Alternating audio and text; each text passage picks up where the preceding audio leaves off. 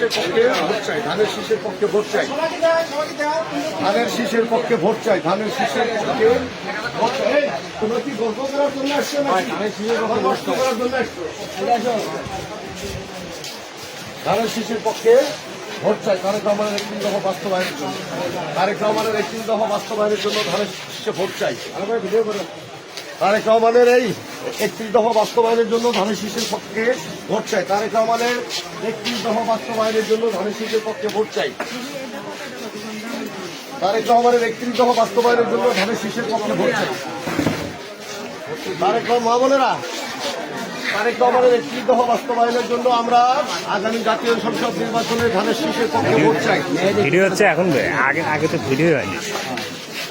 তারেক রহমানের 31 দফা বাস্তবায়নের জন্য আমরা আগামী জাতীয় সংসদ নির্বাচনে ধানের শীষের পক্ষে ভোট চাই। তারেক রহমানের 31 দফা বাস্তবায়নের লক্ষ্যে আগামী জাতীয় সংসদ নির্বাচনে ধানের শীষের পক্ষে ভোট চাই। মা বোনের আগে তারেক রহমানের 31 দফা বাস্তবায়নের মাধ্যমে আগামী জাতীয় সংসদ নির্বাচনে ধানের শীষের পক্ষে ভোট চাই, ধানের শীষের পক্ষে ভোট চাই, ধানের শীষের পক্ষে ভোট চাই, ধানের শীষের পক্ষে ভোট চাই, ধানের শীষের পক্ষে ভোট চাই। তারেক রহমানের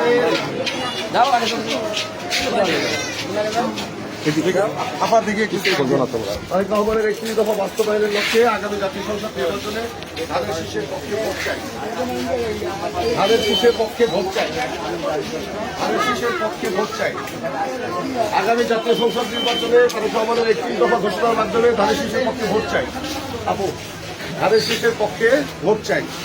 আগামী জাতীয় সংসদ নির্বাচনে তারেক রহমানের 31 দফা বাস্তবায়নের মাধ্যমে ধানের শীষের পক্ষে ভোট চাই।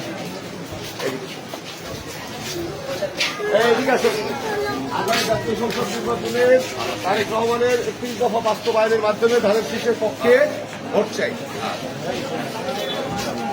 ধানের শীষের পক্ষে ভোট চাই, ধানের শীষের পক্ষে।